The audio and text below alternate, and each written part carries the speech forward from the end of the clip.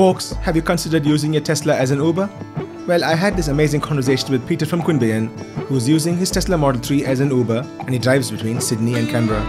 He has all the details of what it takes and if it really is worth it. Take it away, mate. Ladies and gentlemen, boys and girls, this is Nash from Tesla and the Gong, and here we have Peter Cook from Queanbeyan, a friend of both the channel as well as Phantom Lane 4. Thank you very much for doing this, mate. It's an early Sunday morning. I really appreciate you doing this for me. Good morning, Nash. Yeah, happy to be here. Great, mate, great. Just tell me a little bit about yourself, and then we'll take it from there. There's really not much to say. I live out in the country. I have to be in Sydney every weekend, and I decided to do some Ubering while I'm on the way there and back. First important question that most people have when we think of Tesla and Uber: why Tesla for Uber? Running costs.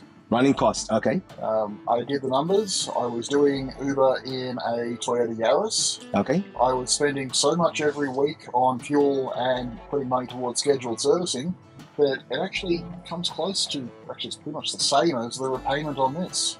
Is that right? Do you have any ballpark numbers? I had a weekly repayment of $80 with a fuel bill of $200, and I'd have to put $40 towards servicing. Okay. So that's about $320 in a given week. Okay. The repayment on this is substantially less than that. There's no servicing, Yeah. and electricity is not that expensive, and sometimes it's free. That's true, and we are here at Jack's EV in Warrawong. They have a free charger here in front of Jack's. There's a separate video on Jack's EV charging station that should be in the top right corner of this video as well. Please check that out. So that's great to know that a Tesla or an EV is a great option for Uber. The second question that most people have when we think of Uber and EVs is it worth it? Well, overall, yes. Not as a main source of income, Okay. but if you've got the EV and you want to make a bit of extra cash, then Uber is a reasonably good way of doing that. And if you want a Tesla and you're comfortable doing Uber, then it's a great combination to help you pay off the car that you wanted to buy anyway. Awesome. It's a fantastic marriage then. Now, mate, the next question that I had was, is there any difference between insurance for an Uber EV Tesla and a non-Uber EV Tesla? You're always going to pay a little bit more if you declare that you're using your car for rideshare. Okay.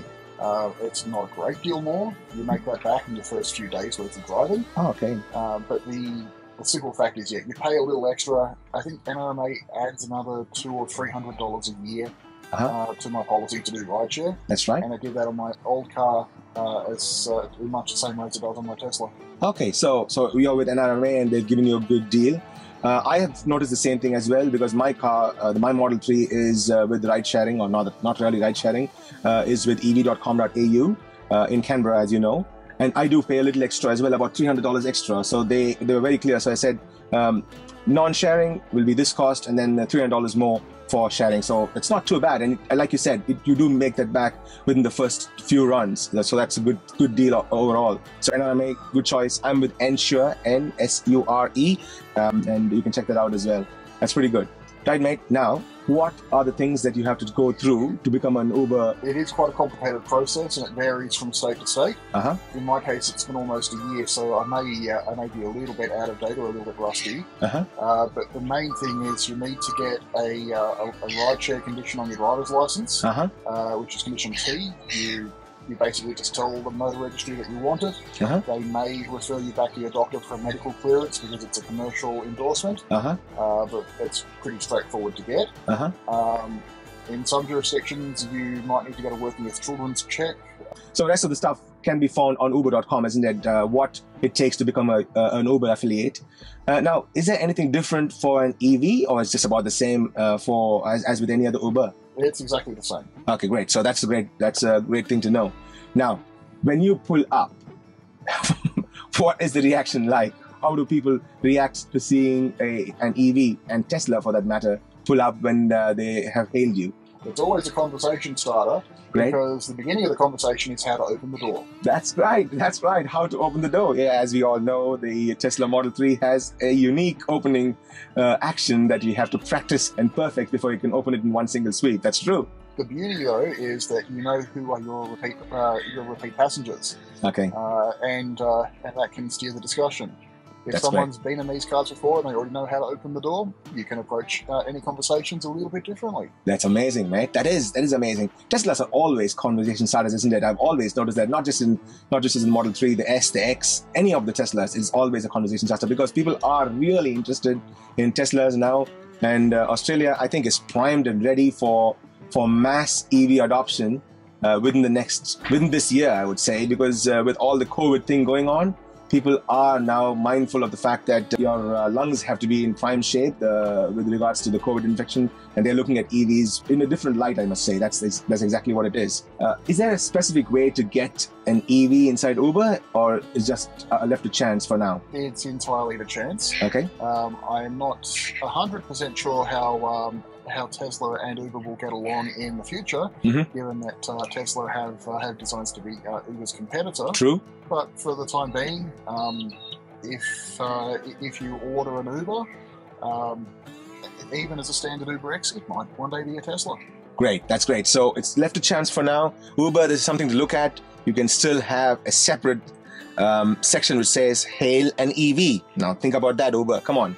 Are you scared of people harming your car or dirtying your car? You probably had a few instances of that as well. Had one just this morning. One this morning, okay. The cars are surprisingly resilient. I'll give Tesla that. Okay. You have to be prepared to deal with it as they happen, to minimise things. I mean, you always carry bath bags.